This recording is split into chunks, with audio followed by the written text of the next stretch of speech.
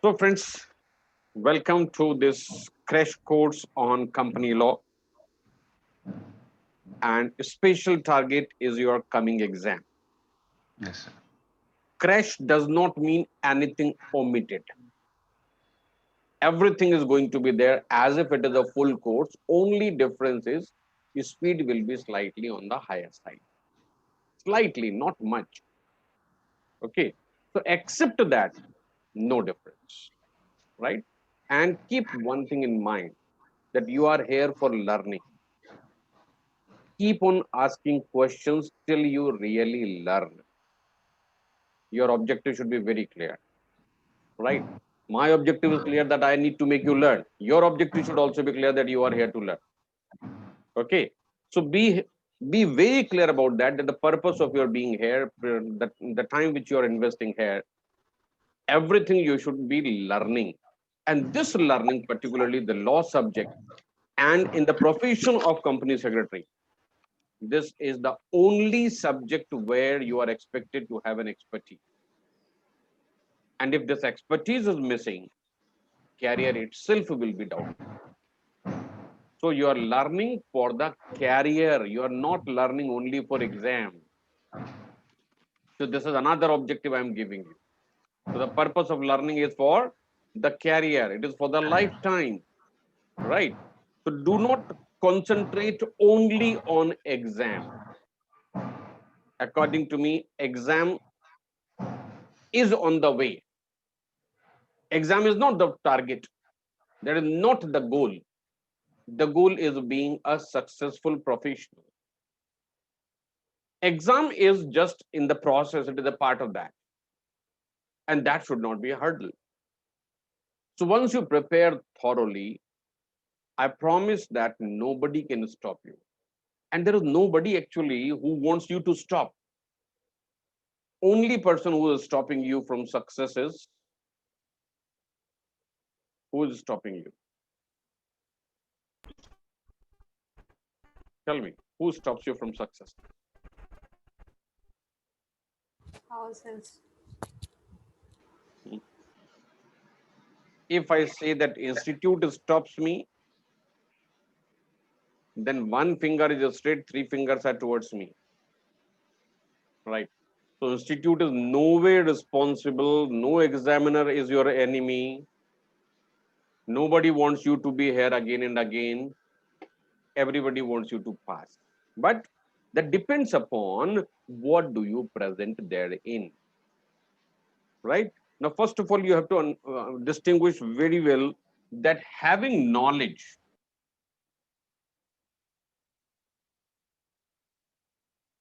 is not equal to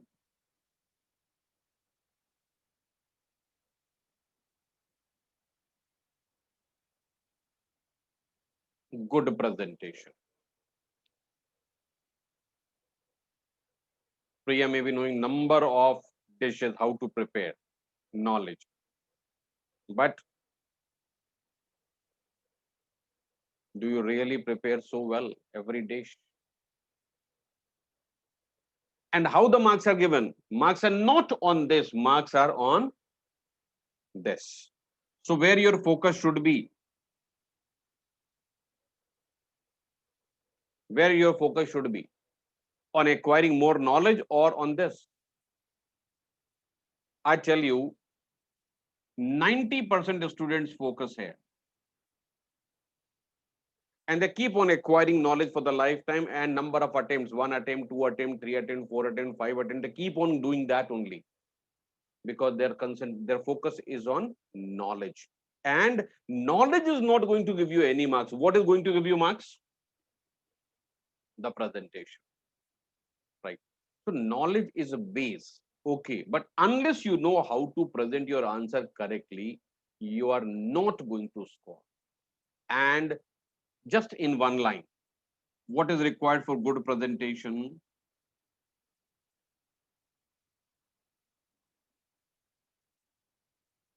Lots of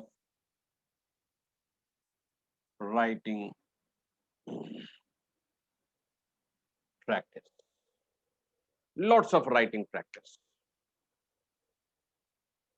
Now it depends what do you call a lot. 2 page can be a lot, 5 page can be a lot, 20 pages can be a lot. So what is lot? You decide your lot, right? But lots of practice. And according to me,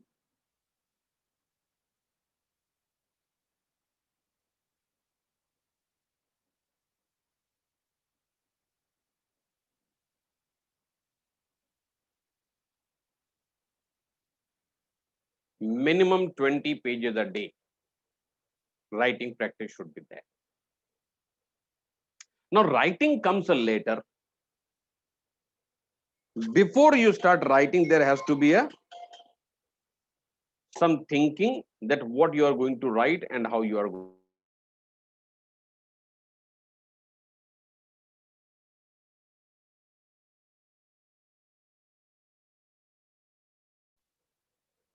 So what I was telling you is that before you start writing, you have to think what you are going to present so that it looks better. That is the key. Only writing not going to serve a purpose. Read from the book, write it in the notebook. Read from the book, write it in the notebook. Absolutely wrong technique. Hello.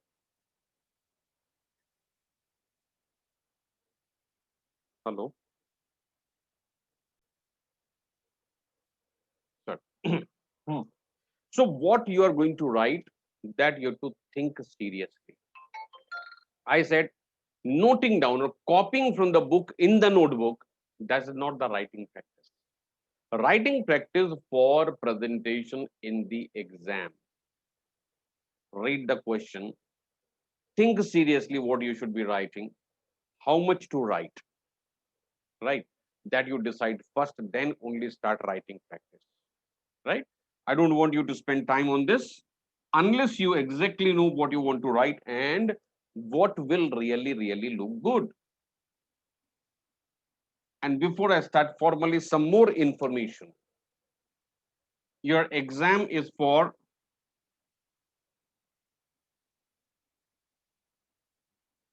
100 marks.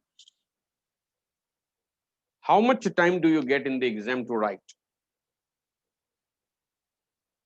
How much time do you get in the exam to write? 3 hours, sir. 3 hours is the total time. How much time to write? So 2.5 hour approximately. Exactly. Approximately 2.5 hours. Right? So let me put it that you can write for 150 minutes. Okay. And this is also when you know the answer for every question. By chance, if you don't know the answer, or maybe you are not sure, then looking around and thinking at this and that, the time gets further reduced. This is the time because when you get the paper, you read the paper, you plan yourself with which question you're answering first, then after writing every answer, then take a 1 or 2 minutes of break in between. How much time is lost, we really do not realize. But the practical is this. Even if you know 100% answers for every question asked in the exam, you cannot write for more than 150 minutes, right? How much time it takes to write one page?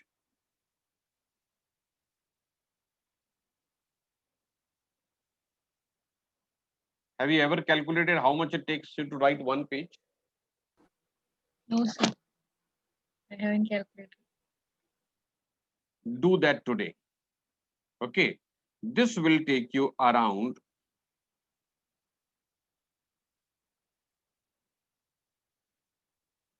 10 minutes. One full page from the beginning till end, right? It will take you around 10 minutes. So how much you can write in the exam? You cannot complete your main answer sheet. Then how come in the exam you have 2, 3, 4, 5 supplementaries? Right. So maybe you are writing in such a way that only you can read, not the examiner. And if he cannot read, you become CA.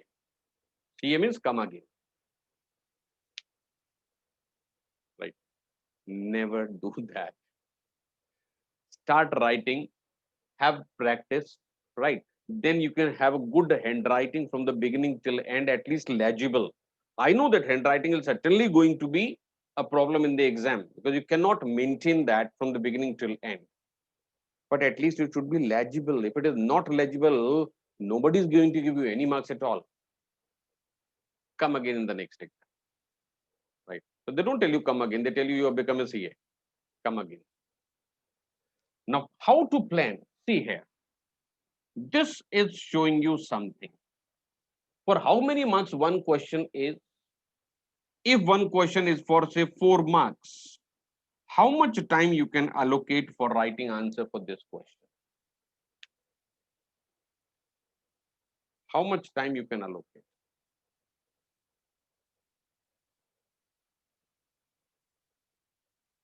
1 mark, 1.5 minutes.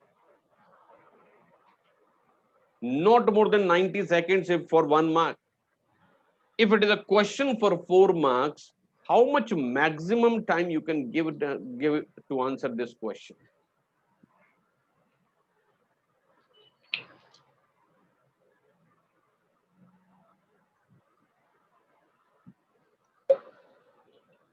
Maximum 6 minutes. Maximum 6 minutes. But you really don't know how much time goes while writing an answer for this. So again, practice is going to help you to understand how much time it takes you to write the answer. You have to ensure that you complete the answer within 6 minutes. 6 is max. And if you want to have a cushion to re-look at the answer after completing the paper, try to finish it in 5 minutes. Try to finish it in 5 minutes. So 1 minute saved, this will help you to come back later on and add 1 or 2 more lines thereof. Right. But if this is not planned, what will happen? Right. Otherwise, without planning, for 4 mark question, you end up spending 10 minutes. The next question is for 8 marks. On that, you spend 6 minutes. What will happen? Out of this 4, the maximum marks can be given you 4. Even if you write for half an hour, it will remain 4 only. But if you reduce the quality of answer of this question, it will go down to 3. Is it worthwhile? For scoring this 100%, you have compromised there more than 50%. Never. Start planning. Start writing. More you write, more you learn. And every time you start writing, put a timer. Initially for 1 month, it will help you to understand your writing speed, your writing skills, so you can plan. Right. So when your question is there, prepare mentally what you will write so that answer can be completed within 5 minutes. If you can plan that, it will help you. And if that cannot be planned, it will be hurting. Right. How many times you have heard the paper was lengthy? Very common. Yes, sir. Many times we find that paper was lengthy Right. Why it was lengthy? because we take some time to think about those case studies and everything. So it takes time. And after that, writing. Before thinking and after that, writing. But the reality is that the paper setter is required to give suggested answer for the question he is asking. And the paper is analyzed thoroughly to check that this can be completed within the allocated time. Yes. Right. So where is the problem? Some students do not find it lengthy. Some find it lengthy. Right. So those who do not find it lengthy, what is the difference? Why they don't find it lengthy? 2 reasons. Either they know too much, Yes. or they don't know anything. For them, length of the answer doesn't matter at all. Yes. Right. But knowing in between is the problem. Right. So you Yes. need to structure your answers correctly. Yes. And that you have to start planning from day one. Yes. Today itself, whatever we are going to talk about, you need to find questions. Rather, I can share the questions pertaining to those topics, right? And Yes. start writing answer for those, Okay, sir. right? Yes. So that will help you to really prepare well. And this technique, what I'm sharing with you right now, it is not only for this paper. This will be equally applicable for every paper, every exam in the world, whatever you plan for. Sir, this is going to be very helpful for my students at least. Very good, very good. So tell them how to plan. What do you teach? Absolutely, sir. Sir, I teach business studies and legal studies for class 12. Business and legal studies. So I cannot teach you anymore.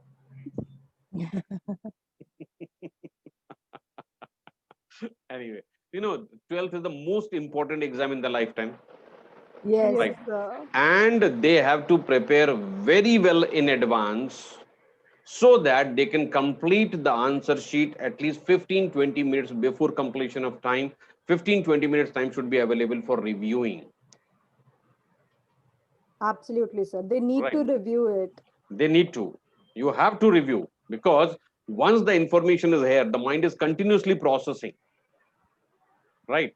And lot many things you will remember after coming out of the examination hall. Okay, this was also there. This was also there. So why does it happen that you remember that immediately after that you come out of the exam hall?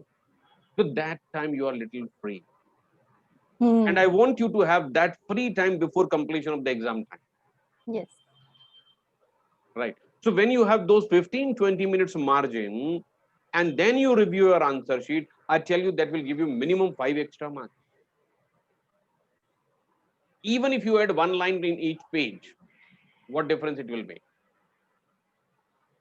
Sir, it will make great difference. And most of the time I have observed that class 12 students are so excited about their boards, they mostly skip just in the excitement. कि ये तो आता है, इसे तो मैं जल्दी जल्दी कर लूंगा, and they at the end they leave some of the other important point. Confidence and overconfidence, there is a difference. Right. The person with overconfidence will be too anxious. And the person who's confident, he will be absolutely calm. So there is a huge difference between this confidence and overconfidence.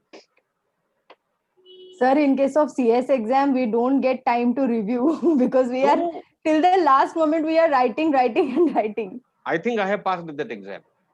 Yes. But sir, in our case, it's very difficult. It's not. It's not. Right.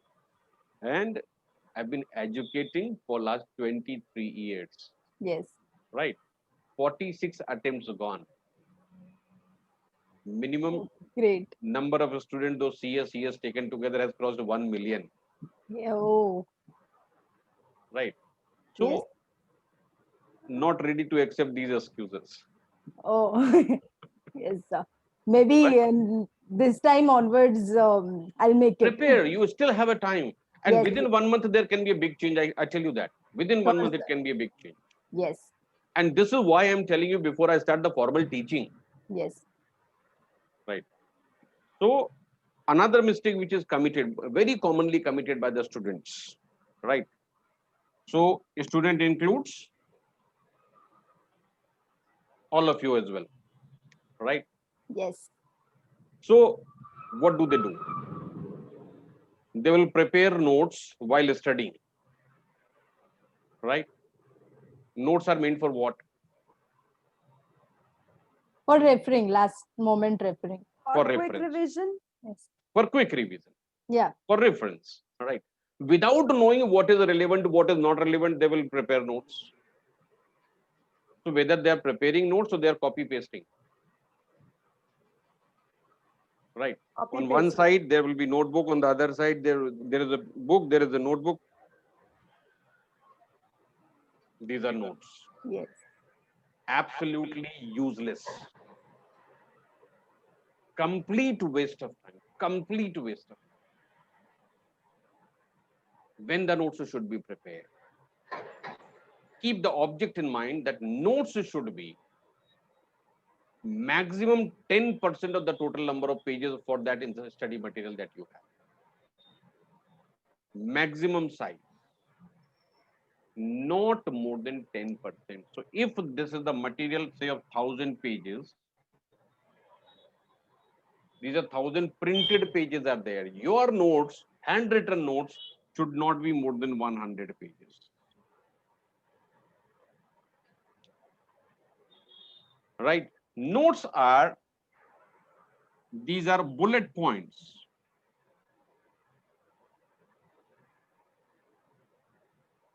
These are not elaborated ones.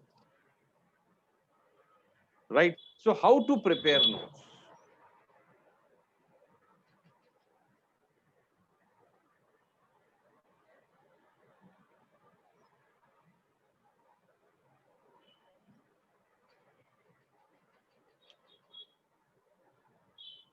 पहले chapter को, section को 6 दफा पढ़ लो अच्छे, close the book and then start writing, right? And then compare again what you have mentioned in the notebook, whether it is having everything which you have read. Otherwise, do the value addition. And then use those notes for the purpose of revision. Right? What is, how the revision is done?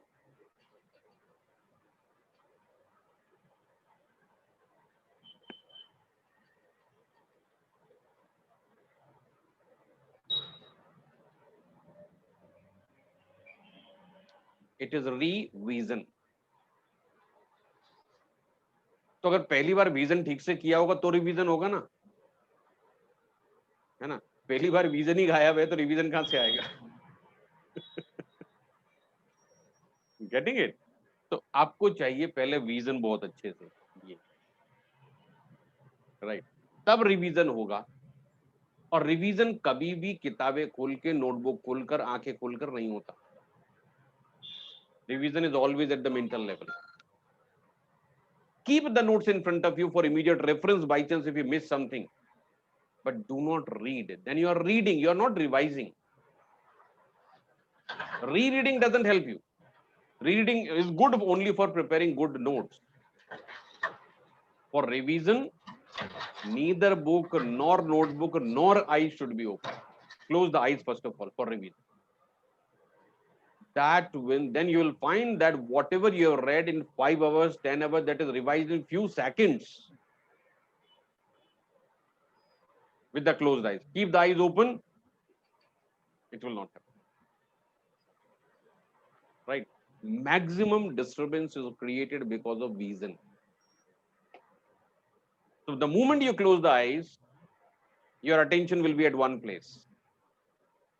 It will be easy for you to revise. Right? So whatever we do in the whole day lecture, you will be taking notes. Ensure that before you get up from the chair, you have revised it at least once. Before the end of the day, you should have revised it minimum 6 times. Right? I tell you, if you follow this, forget about preparing for this subject. Right? And once you're learning the technique will remain same for any subject that you do. Done? Any questions? No.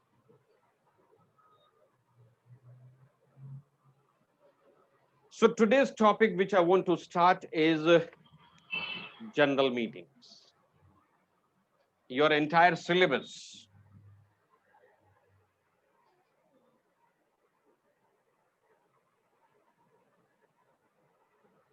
Companies Act.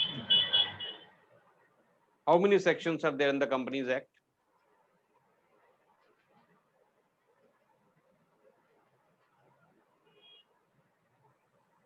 Total, how many sections?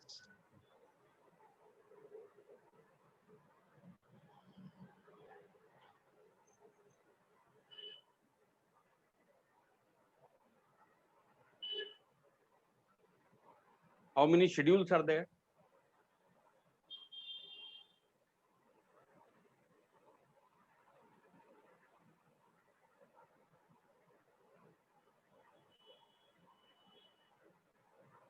How many chapters are there?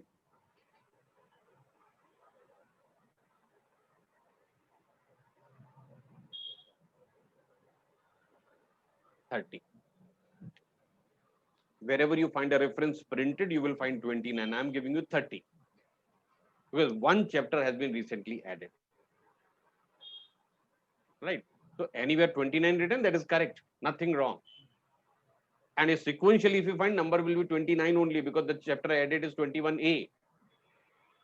So effectively, there are 30 chapters. But out of 32 chapters have been omitted also. So sequence number doesn't change because of omission in law. Sequence will remain same. The two chapters are omitted out of this. The two chapters omitted are number one chapter, which is in relation to Sikh companies. This chapter is no more there. Another is about voluntary winding up.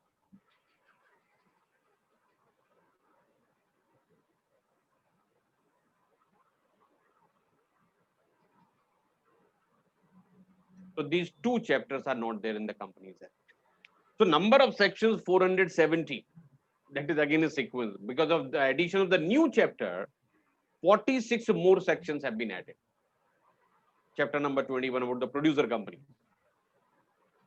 46 new sections have been included therein, and these sections which are omitted, again we come back to the same level.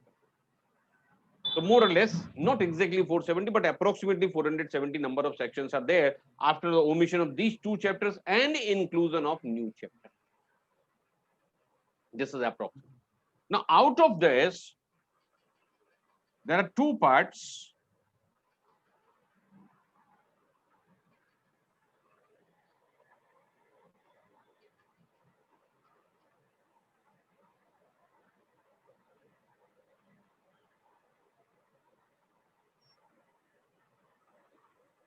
Up to section 205 and 206 onwards.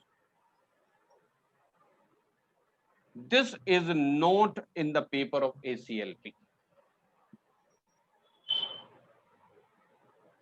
Section 206 onwards, not a part of ACLP. Right?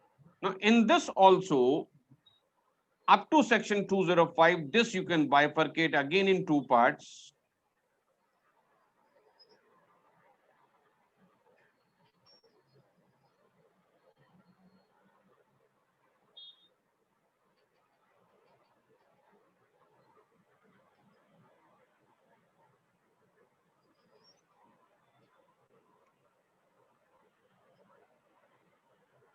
Up to section 87 and 88 to 205. In this you find general meetings,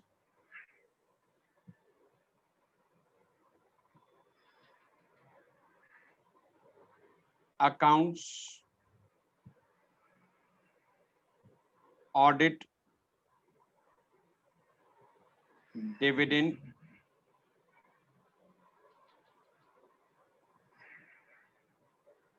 and directors. Directors topic, section 149 to 205. General meetings,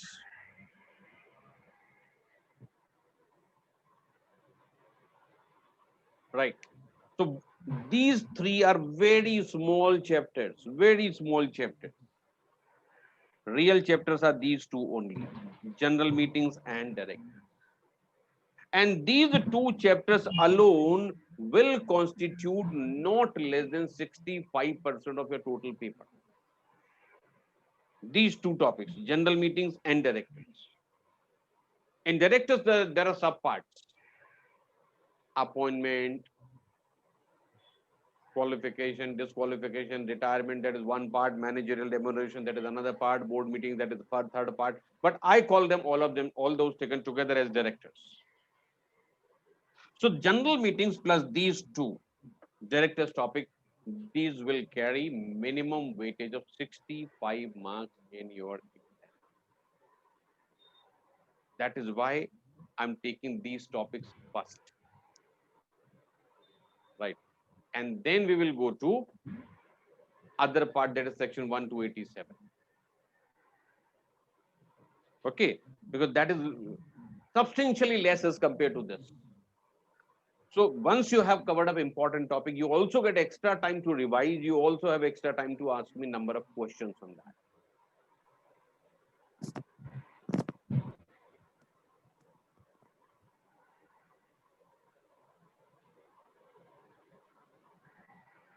So I had shared the material on the group. All of you got that?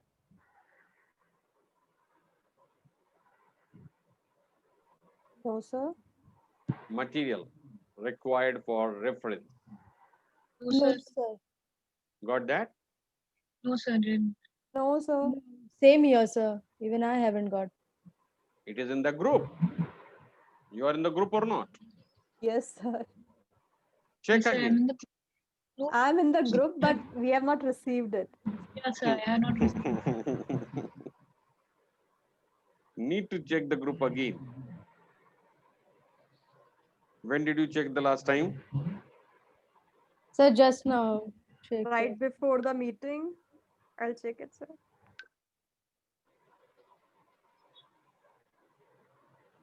Check it. Okay, if not there, once again I'll share it after the class is over. Okay, so coming to the part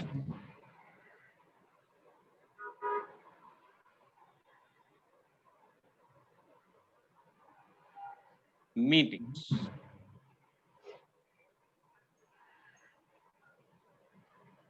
Yes, Kartikesh, share it in the group once again, so everybody will receive it again. So meetings, what are the essential requirements for meeting under the law? Number one,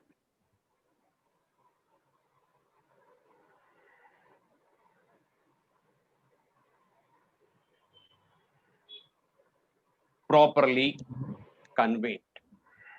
First requirement for the meeting, properly convened. Now, convene means what? And properly means what?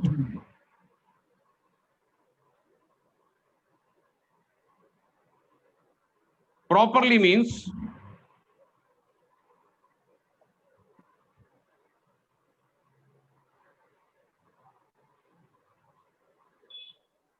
under appropriate authority.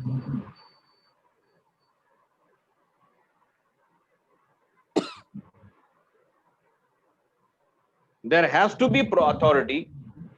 Without authority, you call a meeting, it will not be considered as a meeting for the purpose of law.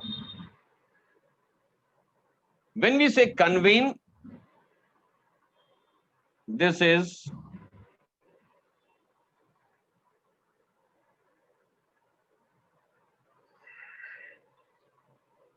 means issuing notice. So these are two words, properly convened. So properly means there has to be a proper authority. Authority for what? For convening. Convening means what? For notice. So if we taken together, proper convened means the person issuing the notice should have an authority to issue that notice. Now, when we say authority, so this authority is given by the Act. This authority can be delegated by the board.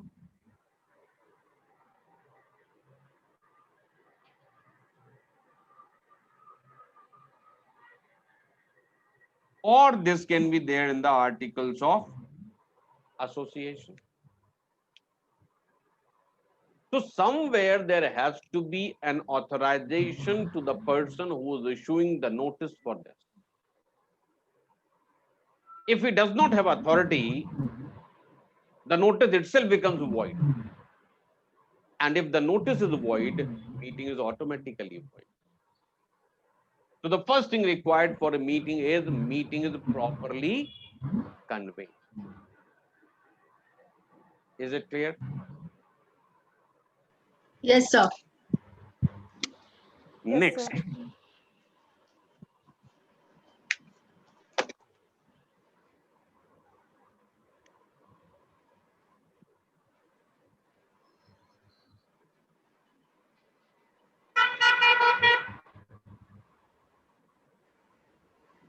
Then properly held. Properly held means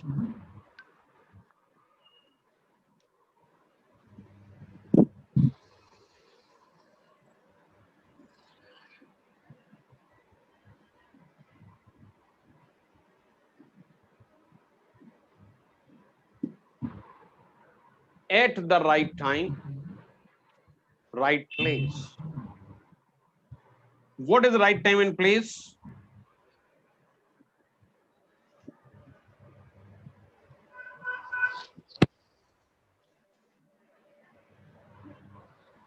As given in the notice.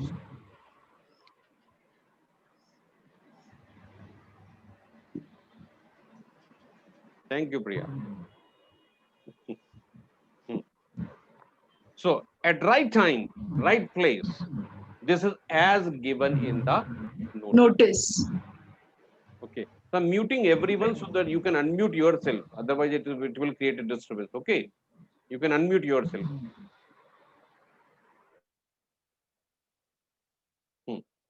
So as given in the notice. So at what time? As given the notice. Which place? As given in the notice. And then another thing required is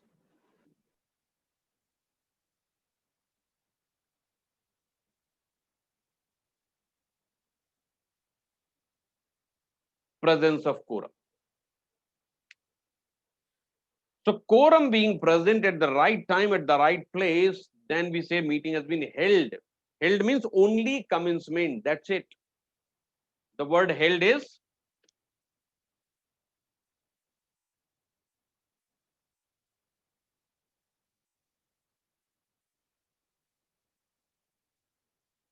commencement. And this is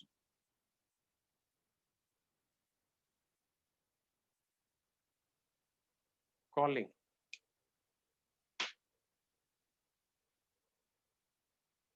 And then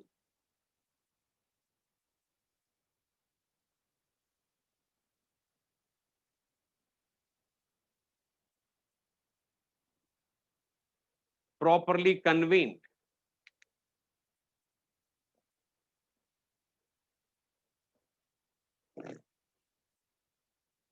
Properly convening means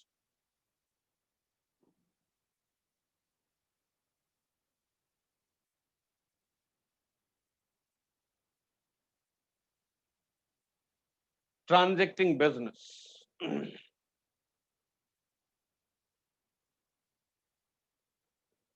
How the business is transacted in the meeting. What kind of voting should be there? Who can vote? How the voting is done? How the results are announced? All things done properly, then we say it is meeting is properly convened to transacting the business. And these words will remain same whether it is general meeting or it is board meeting. No change. So properly convened, it's mentioned twice, sir. If initially and is No, it sorry, properly sorry. This is conducted? conduct. I'm sorry, sorry. This is conduct. I'm sorry. Good to tell me. Properly.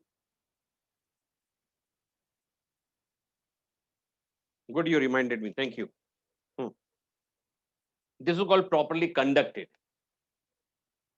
So convene is calling and held and holding means the commencement, and this is conducting. So 3 C's.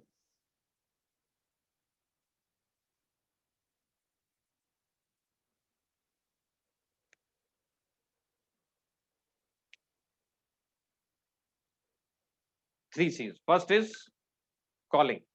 Number 2, convening. Number 3, conducting. If all 3 are proper, then only your meeting is proper, otherwise not.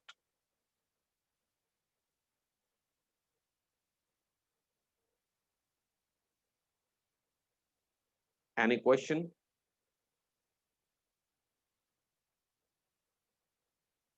No.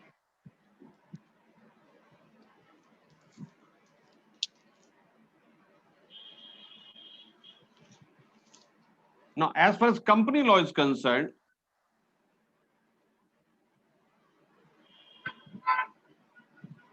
meetings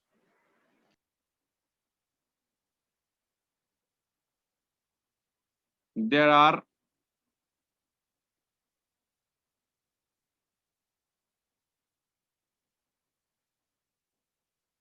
general meetings,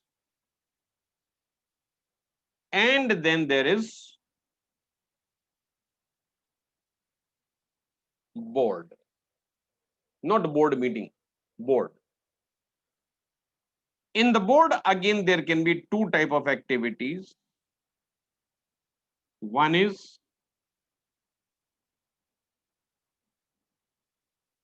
board meeting, and then there can be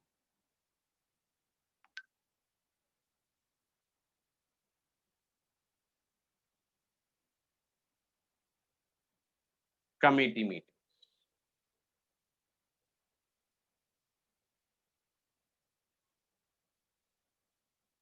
In general meeting,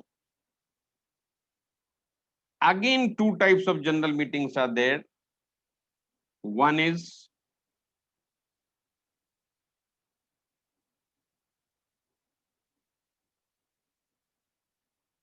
annual general meeting, and another is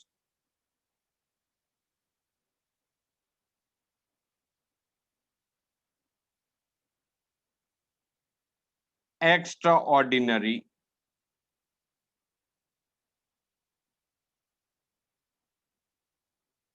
general meeting.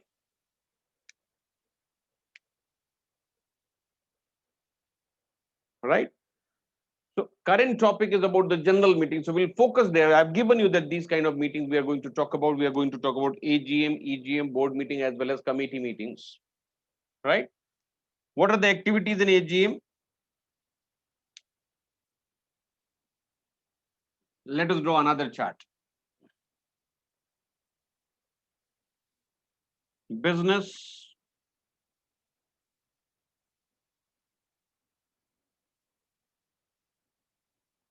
in a general meeting. What business can be conducted in the general meeting?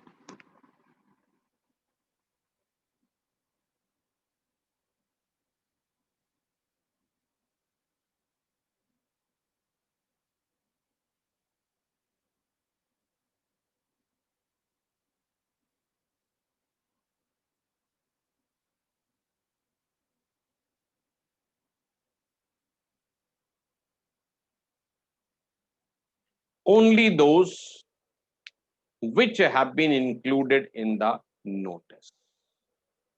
So anything for which a prior notice has not been given, that cannot be conducted in the general meeting.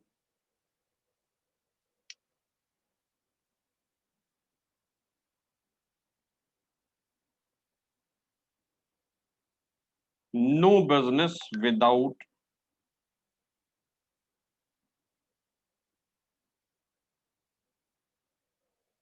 prior notice. In board meeting, this is possible. That's why I have intentionally mentioned that only those which have been included in the notice. In the board meeting, this is not. In the general meeting, no business without prior notice. In the board meeting, this is possible. And then we can divide that in 2 parts.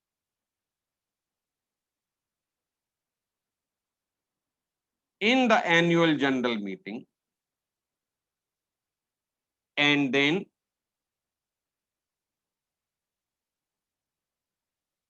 extraordinary general meeting. In annual general meeting, again, there are two parts.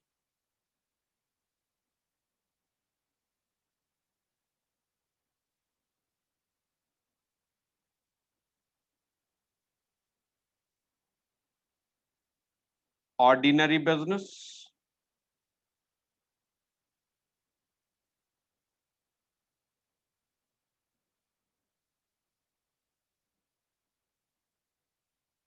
and special business.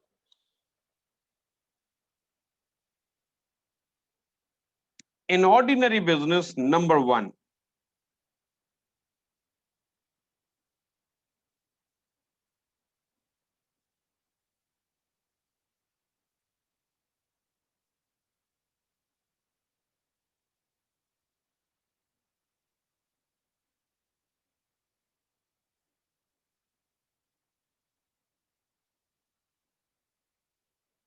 first is laying of annual financial statement. Number two,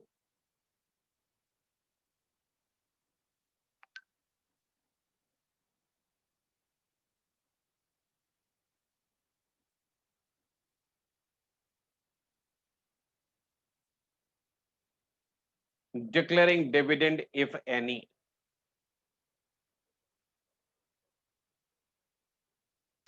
Number three,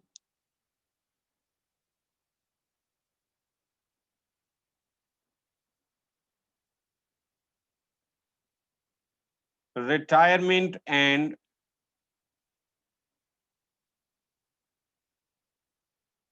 reappointment of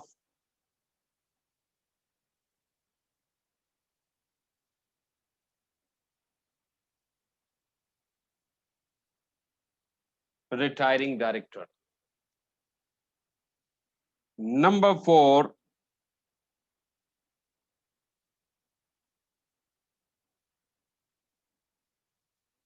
auditors. These four are called ordinary business in the annual general meeting. And the business, what is there in the AGM, those cannot be done in extraordinary general meeting. These activities are exclusively reserved for AGM only. These cannot be transacted in extraordinary general meeting.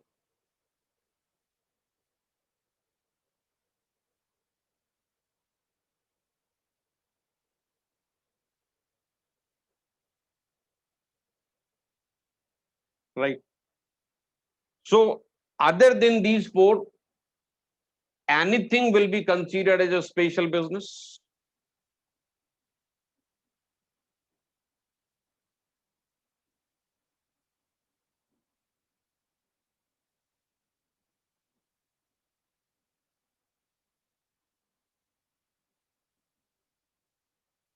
Anything other than ordinary business will be called as a special business.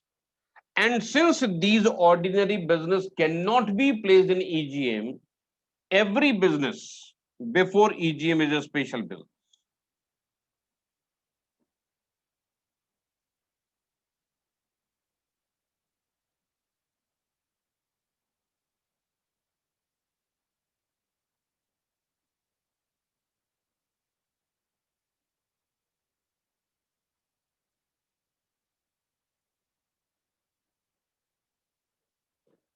Every business before extraordinary general meeting will be a special business.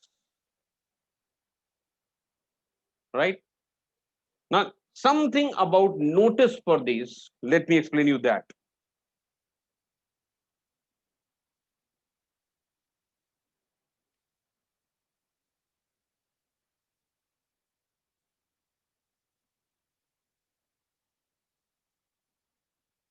Notice of general meeting.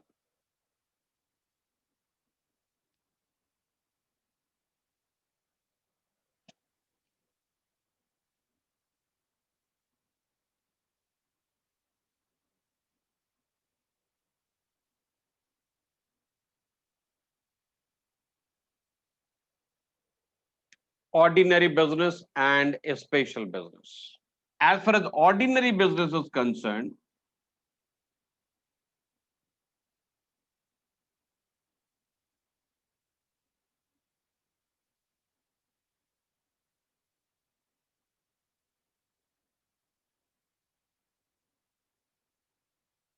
generally topic is mentioned.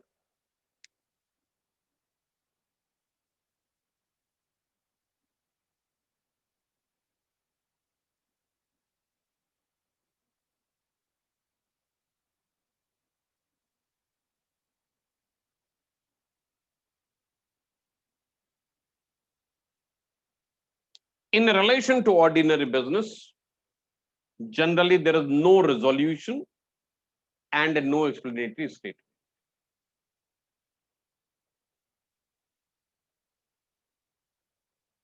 As far as the special business is concerned,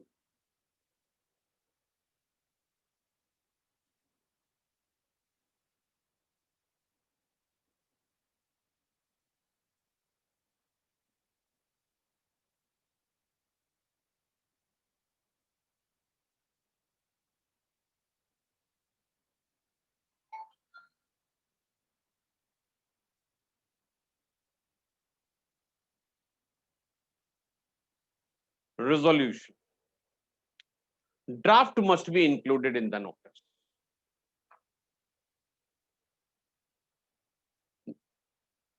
Resolution is after the decision. Before that, it is only a draft, it is a proposal, it is a motion. That's why I've added the word draft. Must be included in the notice. And for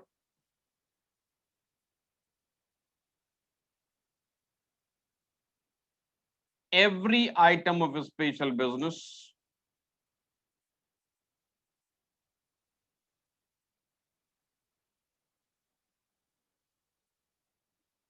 there shall be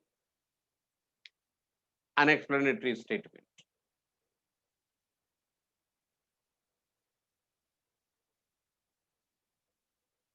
Now, what is required in the explanatory statement? Number one, brief background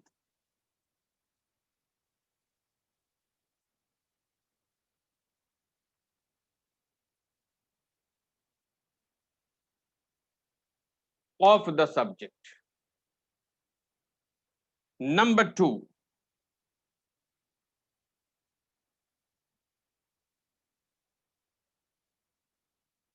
reference of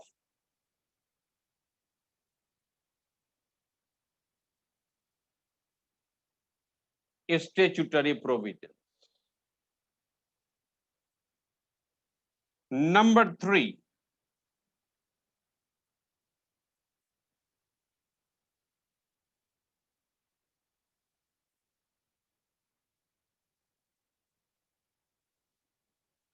type of resolution required. And number four,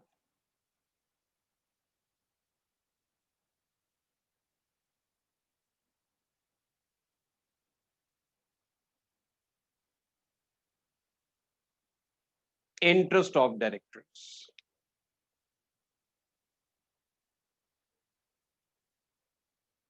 Here is notice of general meeting, not the board meeting. So ordinary business and special business. Okay. So some of the important points I'm explaining one by one. So everything is going to help you later. Everything done?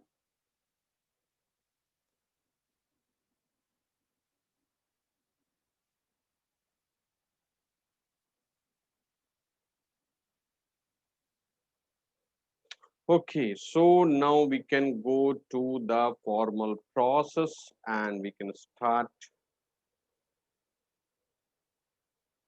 So this is the material that I have shared with you.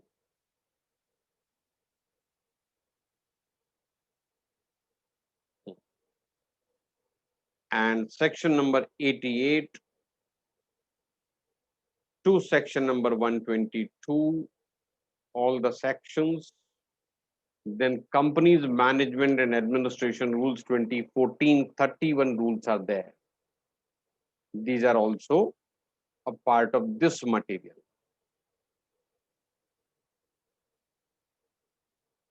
Coming here, section 88. This says register of members. Who is a member of the company?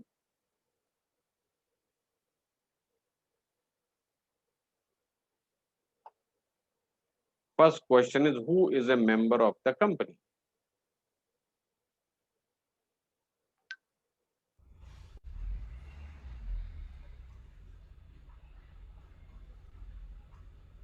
The shareholders, And if company doesn't have shares, then what? the directors are also, in case of private limited company, Hmm, the directors are also a member, a part of the company. not necessary. I can make you director in my company without being a member.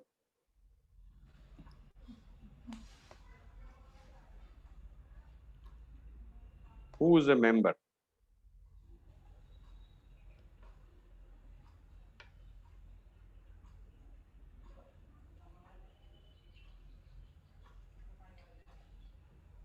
Hmm.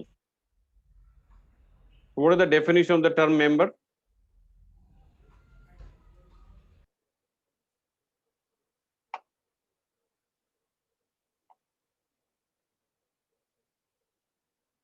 This is the definition of the term member. Section 2, subsection 55.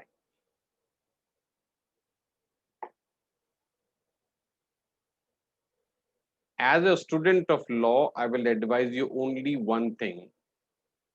Do not assume that you know something. That assumption itself can go wrong, right? Try to find whether the word is defined or not defined, right? Quite possible what you understand and what is in the definition, those have no matching at all. Because the definitions are again of two types. Before I go into that, how many types of definitions you have in law?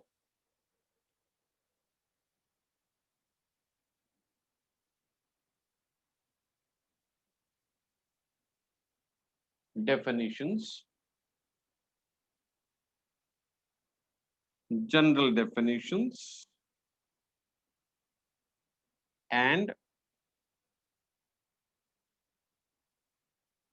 a specific definition. General definition usually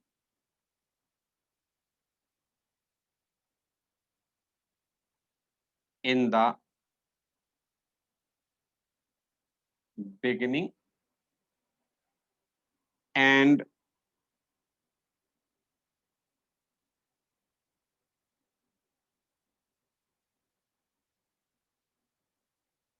apply throughout the act,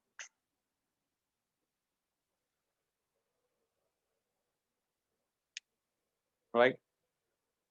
General definitions are in the beginning of the law.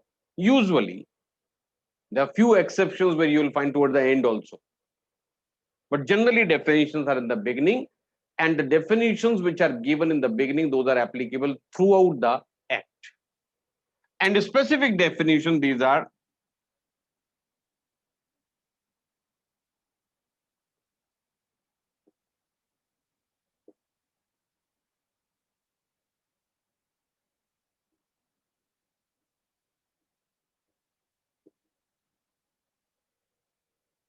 under a specific section or a provision, and that is relevant only for that section and that provision.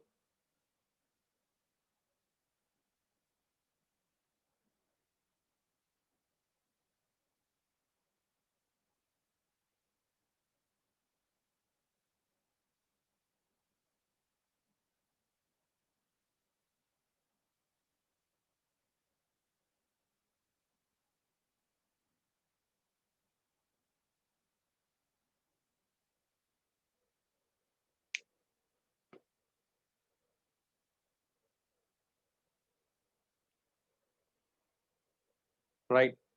Now there may be a contradiction in this and this. Then which one will prevail? One word is defined here and it is defined here also. Sir, specific one will prevail. Huh? Specific one will prevail. Specific one will prevail, certainly. Specific will always have overriding effect over general. Right? So here we can close it. And here we can write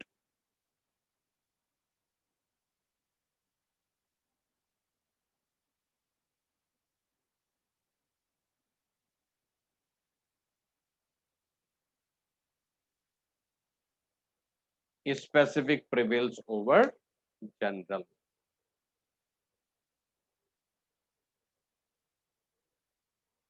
Is it clear? So two types of definitions are in the law, general and specific. Now see here, who's a member? The subscribers to the memorandum who shall be deemed to have agreed.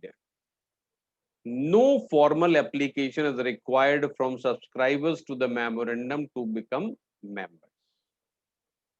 They're deemed to have agreed to become members on its registration, and they are the first members of the company.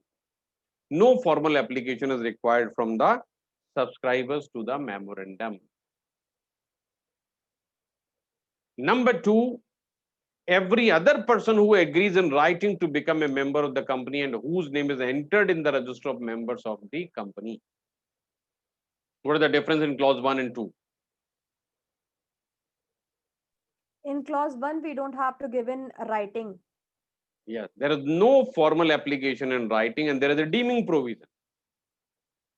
In clause 2, there has to be a formal application and there is no deeming provision.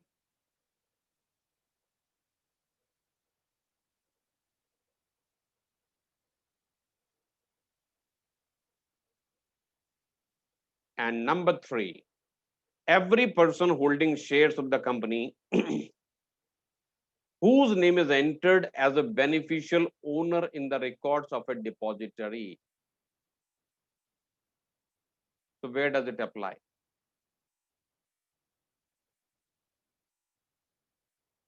Every person holding shares of a company and whose name is entered in the as a beneficial owner in the records of the depository. Where do you find this?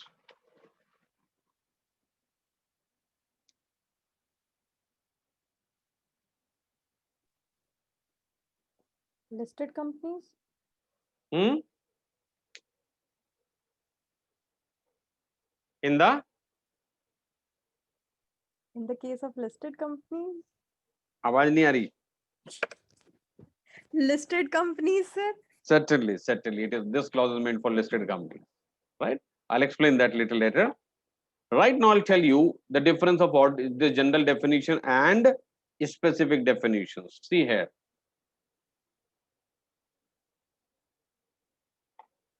What is the meaning of the term company?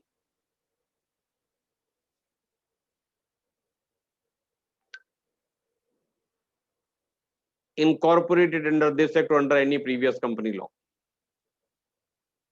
right? So if it is a legal entity created under some other law, how it is referred as?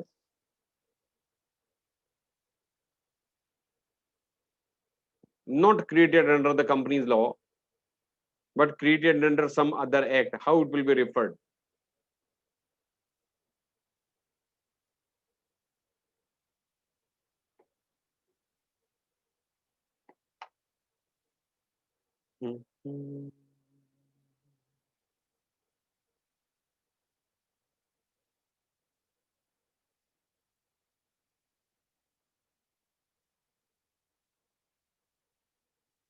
Body corporate includes a company incorporated outside India, but does not include cooperative society and the other society specified by the government. So whether body corporate includes a company or not? Company which is incorporated in India, it is a body corporate or not?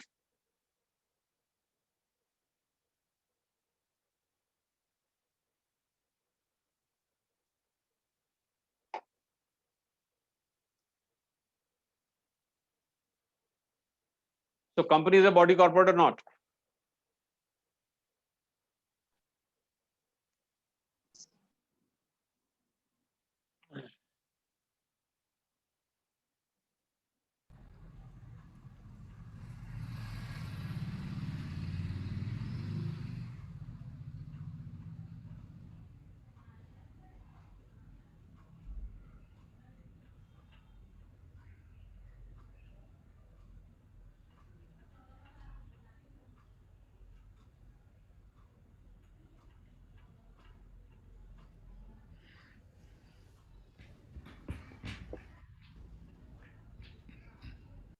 Incorporated under company law.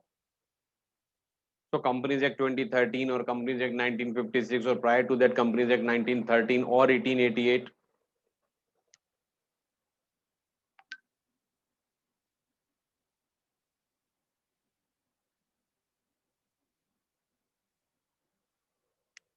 What is body corporate? I'll give you a simple understanding definition. Body corporate means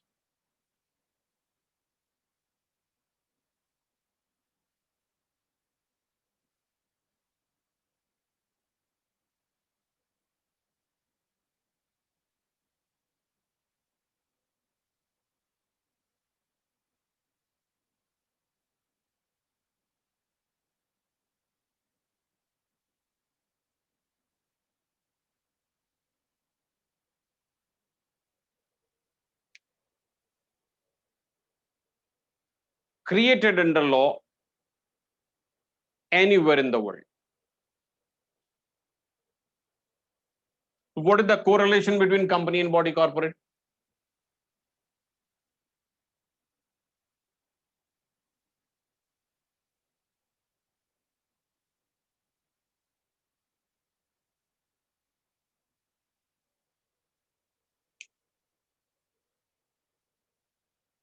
So every company is also a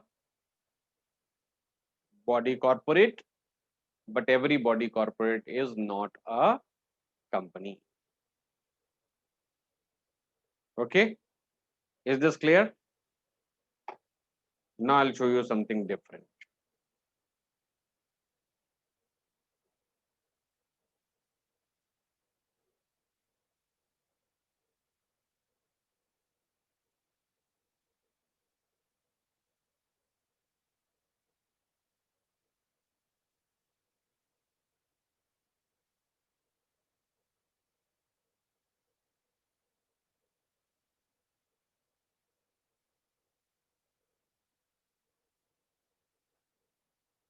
Now this subsidiary company,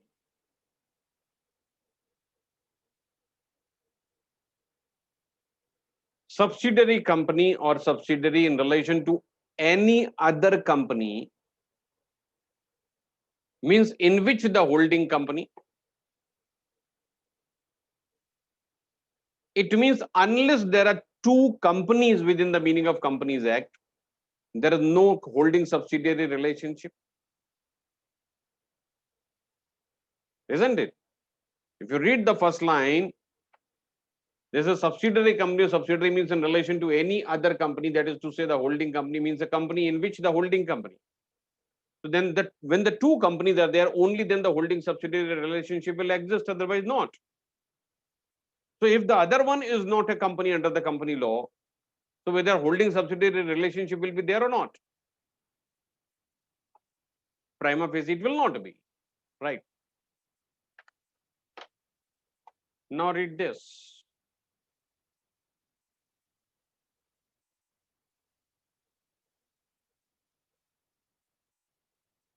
A specific definition for this clause only.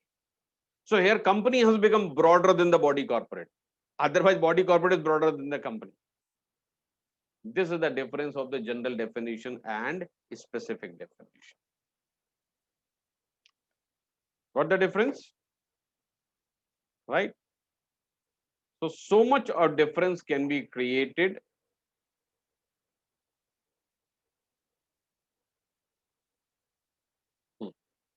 because of understanding of the definition. Okay. Now going back to the definition of the term member. So that is 255. Hmm.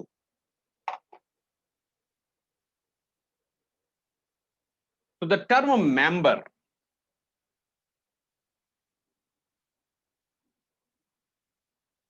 there are three clauses.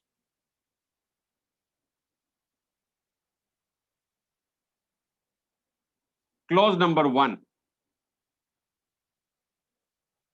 This says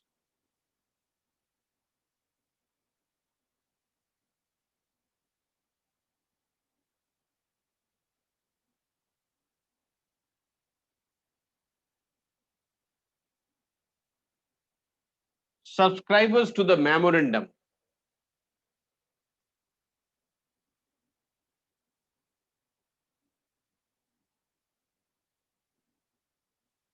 are deemed to be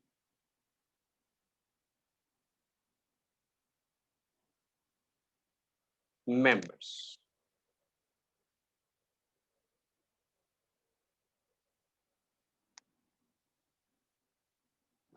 When they become members, when they subscribe to the memorandum. When company itself is not there, how come they are members?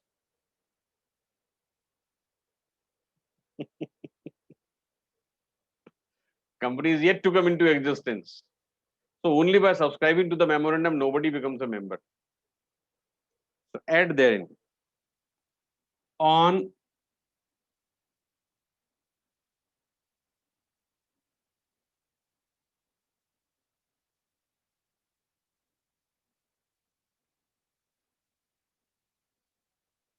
company being registered. So how much difference is created when you thoroughly understand every word, isn't it? Huge difference will be there. So first is subscribers to the memorandum are deemed to be the members. But when company comes into existence, they've deemed to have agreed to become members. So they become members, right? Another category is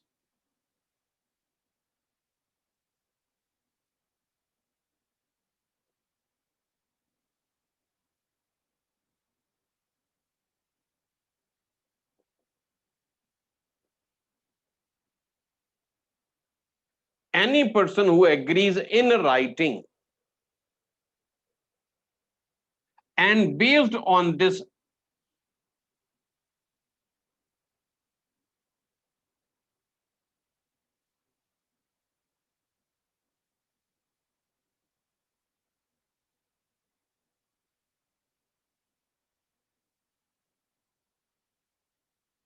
his name is entered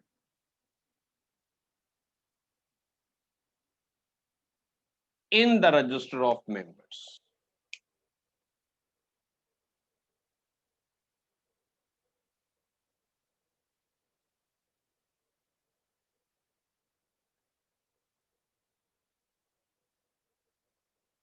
Number 3,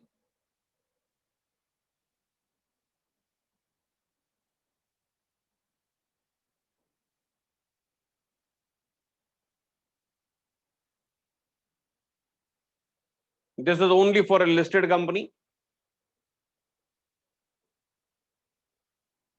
In this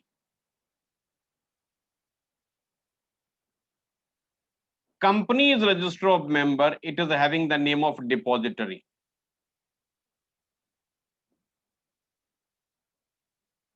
And depository is having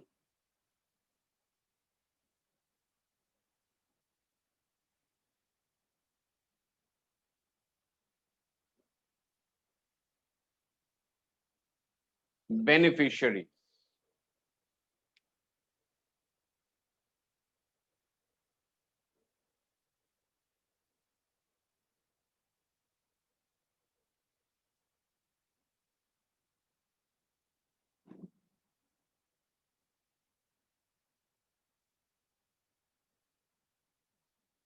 So every shareholder whose name appears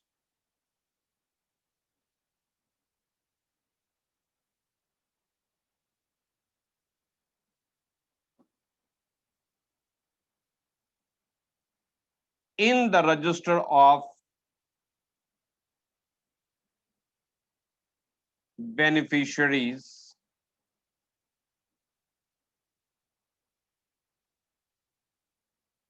maintained by the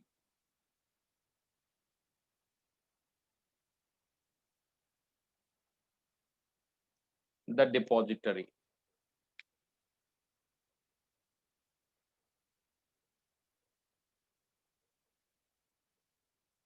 Right? In first two, what is the reference of shares?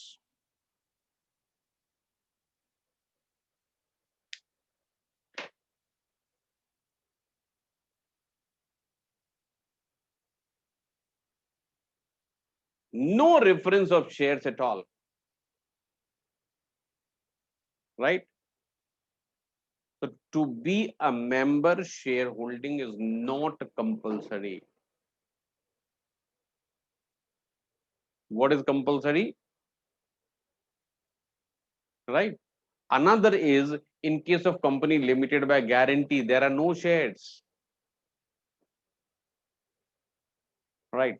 If you are an existing shareholder and you have sold the shares, but your name continues to appear there, still you are a member, you have sold the shares. Getting it? So do not use the word shareholder and member as synonymous.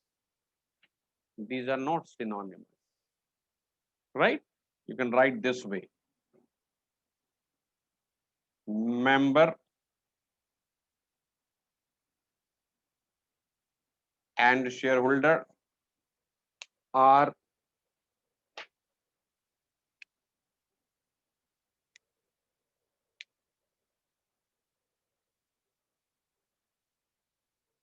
not equal.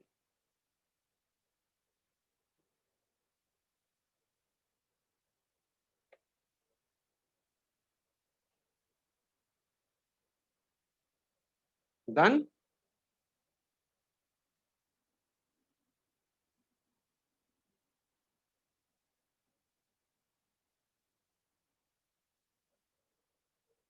Hmm.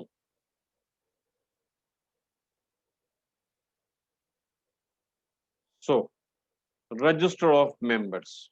We got stuck up only in the first word itself. Who's a member? So, section 88, subsection 1 says every company shall keep and maintain the following register in such form and manner as we prescribed, namely, register of members indicating each class of equity preference shares held by the member residing in or outside India, register of debenture holders, then index.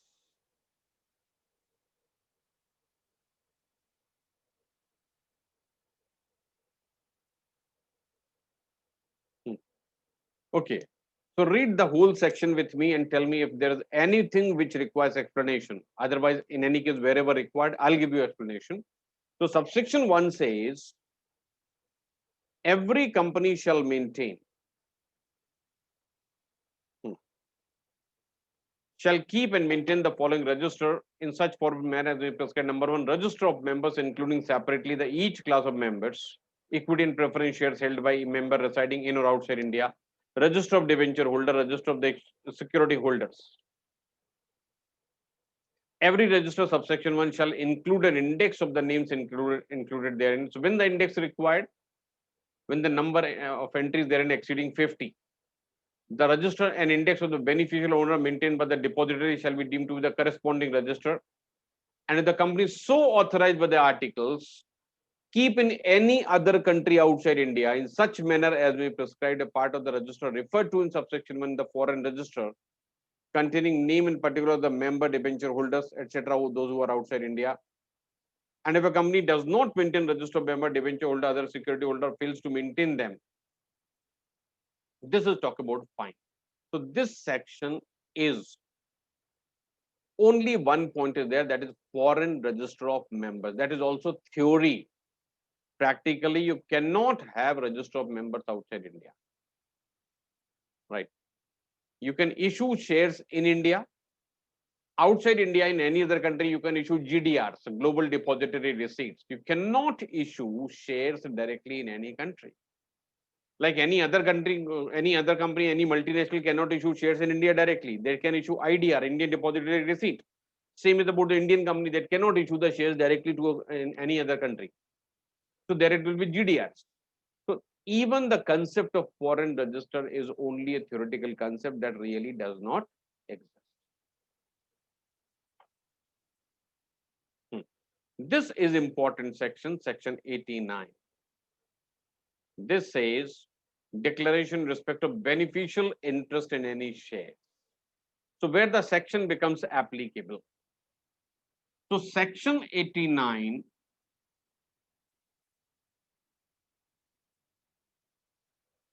this talks about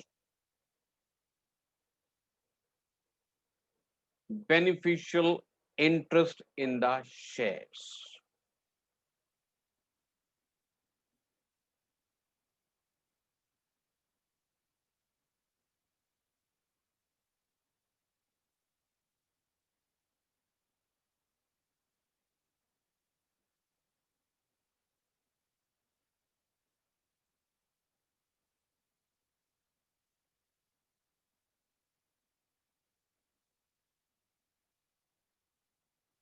Declaration of beneficial interest in the share. So this is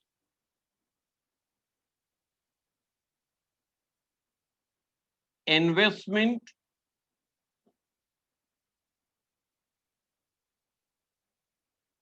made by one person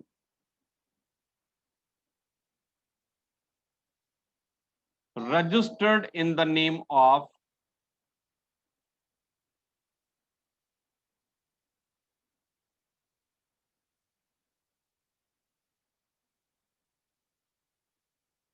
another person.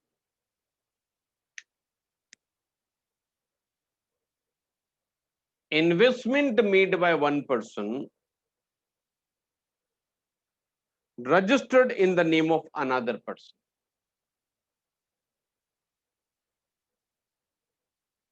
Prima facie, this is something illegal. But this is legal in company law, provided the person in whose name shares are registered, he gives a formal declaration to the company that these shares registered in my name belong to Mr. X. Mr. X also gives a declaration to the company that shares registered in the name of Mr. XYZ, those belong to me. Both are giving a declaration. Right? Why it is allowed, I'm going to explain later on. So first thing required is that when the shares investment made by one person is registered in the name of another person, the registered member as well as the beneficial owner, both are required to make a declaration to the company. Company will just keep a record and file the declaration with the government. By this declaration, beneficial owner does not get any right of membership. No right of membership. Then why declaration is required?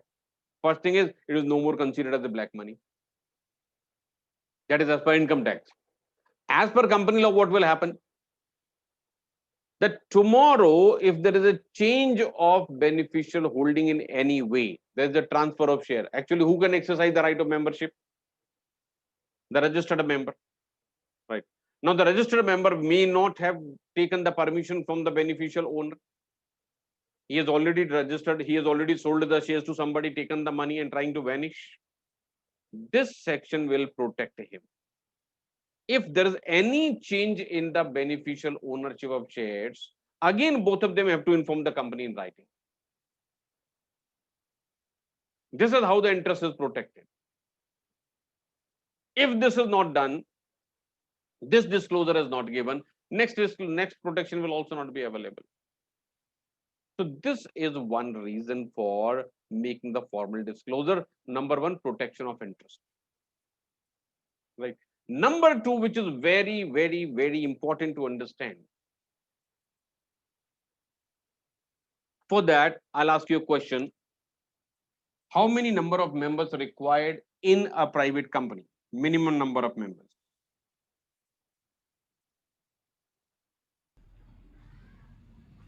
200. Sorry. Sorry, sir. Minimum. 207. Okay. Now you know the concept of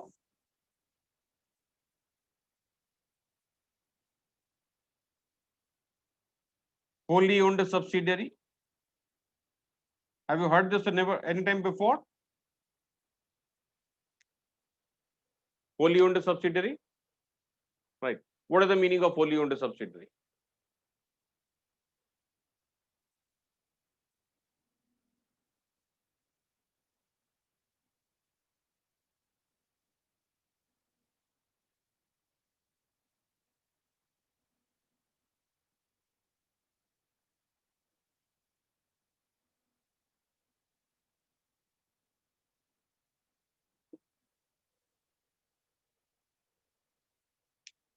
Holding company is holding 100% share capital. That's how it is wholly owned subsidiary. And if this is one company is holding 100% capital, then how come this requirement will be made?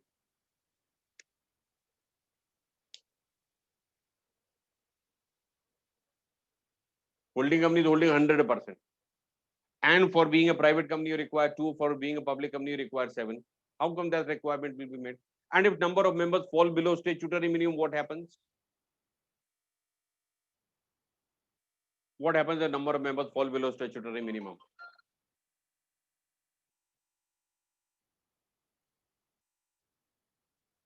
Section 3A. What is Section 3A? Unlimited liability of the members. If number of members fall below statutory minimum, company continues to carry on business for more than 6 months, then the liability of the remaining member become unlimited. Remember that section? In this case, wholly owned subsidiary, 100% capital of the subsidiary is being held by the holding company. How that can be done? Without attracting Section 3A. Right? Now let me take some figures for you. Assume that ABC Limited, it has issued 10 lakh shares. Right? And XYZ Limited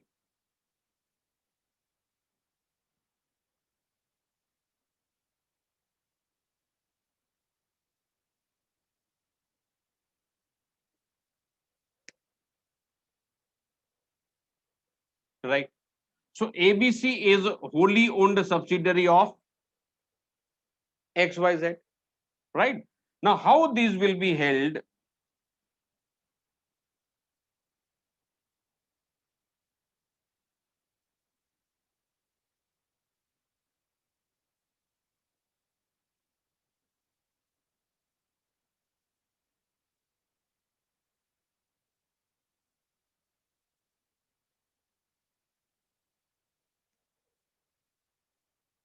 The holding company will have 6 representatives,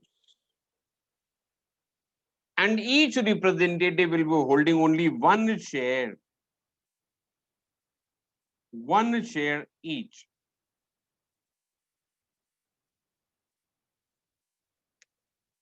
And ABC will be holding 9,99,994 shares.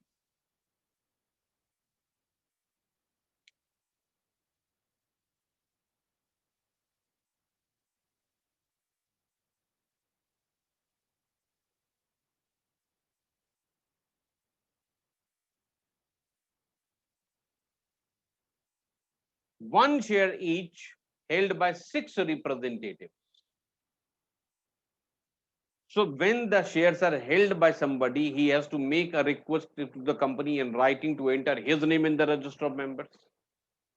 So who will be member? This representative will be the member for every purpose. Right. So officially there are 7 members, and these 6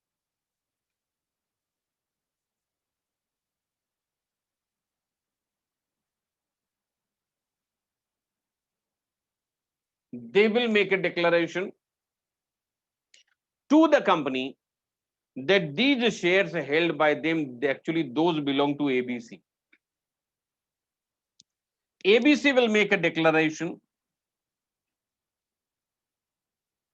that shares held by R1, R2, R3, R4, R5, R6, those are our ownership shares. Right. These declarations are given to company, and company files that with the central government.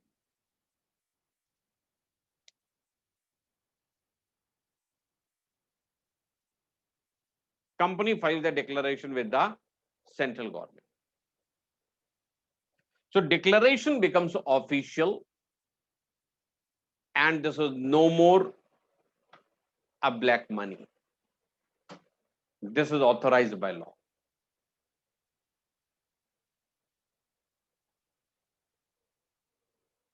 Is this clear?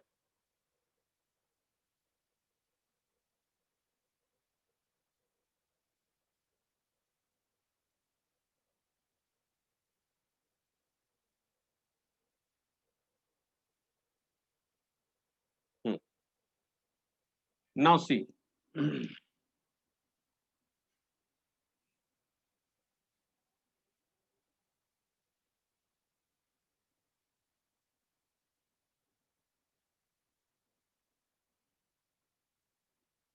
By making such a declaration,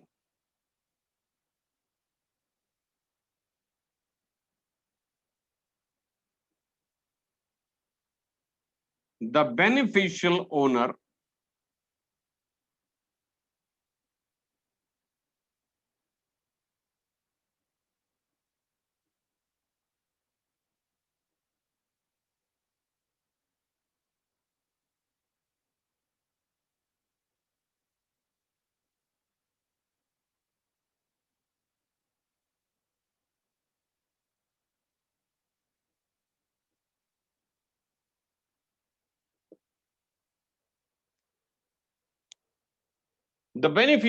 does not become entitled to any of the membership rights. He does not become member. Who's a member? All the membership rights are exercisable only by the person in whose name shares are actually registered.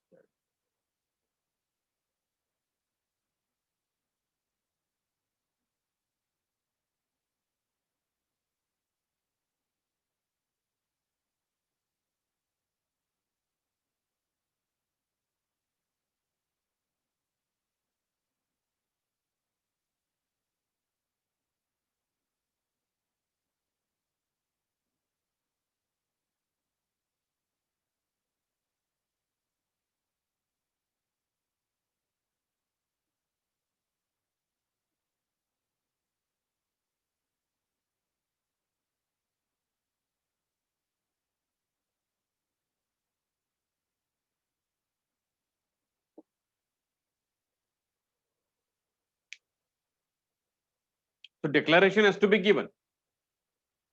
The person making the declaration, he does not get any membership rights. Membership rights continue to be exercisable only by the person in whose name shares are registered. Then why to make a disclosure? Reason number 1, it is no more black money. But that cannot be written. Right? So that is not the subject matter of company law. Right? Otherwise, what will mention that any change in the beneficial ownership has to be informed by the beneficial owner to the company. Only then it will be taken on record. So the biggest protection of interest to the beneficial owner.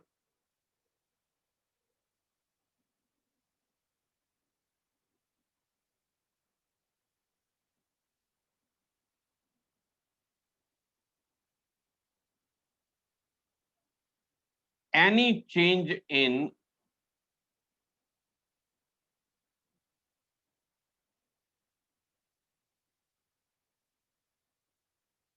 beneficial ownership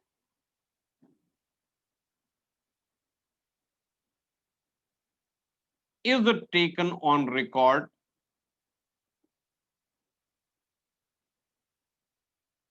by company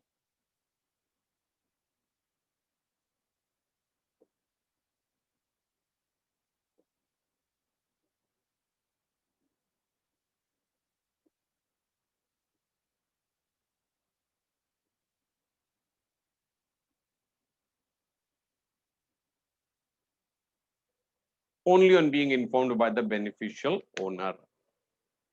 Otherwise, it is not taken on record. So, isn't it important? So, understanding the section from 2 points of view. Number one, where it becomes applicable. So, officially, it is applicable where this kind of holding is required of wholly owned subsidiary, right? Otherwise, wherever I deem it necessary for whatever be the purpose, this kind of holding can be allowed.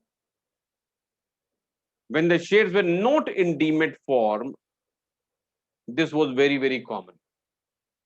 The people who were large investors, they used to give the right of membership to somebody else. Buying, selling is done by them under the instruction of the beneficial owner.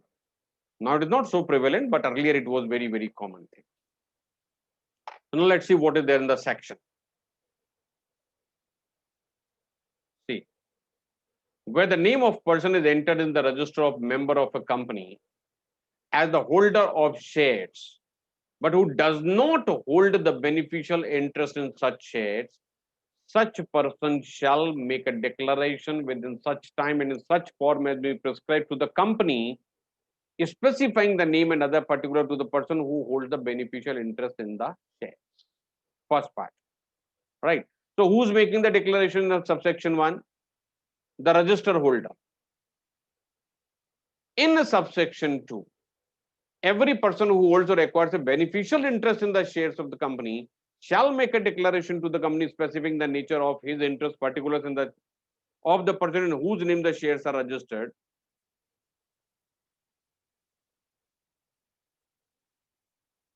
Then, where such change occurs in the beneficial interest in the share, the person referred to in subsection 1 and the beneficial owner in subsection 2 shall, within a period of 30 days from the date of change, make a declaration to the company containing particulars. Without this declaration, the change will not be effective. So this is how the interest of beneficial owner is protected by law. Subsection 4 is only giving the right to the government to make the declaration. And if the declarations are not made, what happens? That is subsection 5, those are penalties.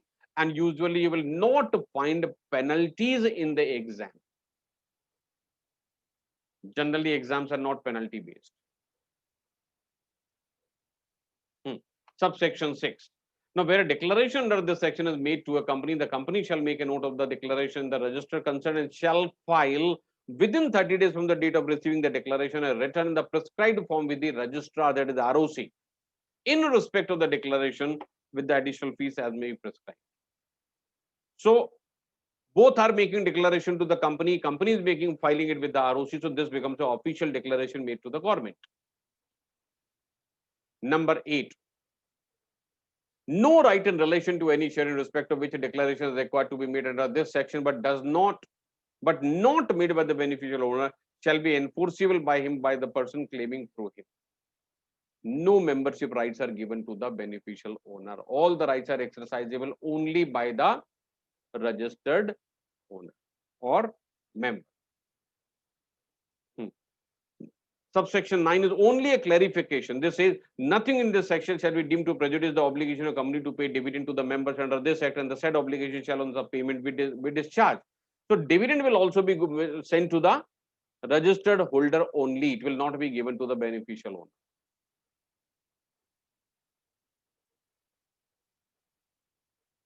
Number 10. For the purpose of this section, section 90, beneficial interest in the share includes directly, indirectly through a contract, etc. So what is the meaning of beneficial interest that is defined? So that I've already explained. Investment made by one person registered in the name of another person. So that is one. Then register of significant beneficial owner in the company. This is something different. This is talking about the more than 10% shareholding. So about this section, we will talk after the break. And break time is between 1 and 2. So we will meet now at 2 o'clock, right? Log in again at that time. In the meantime, this video will be processed. So we are meeting at 2 o'clock again. Thank you. Okay, sir. Thank you.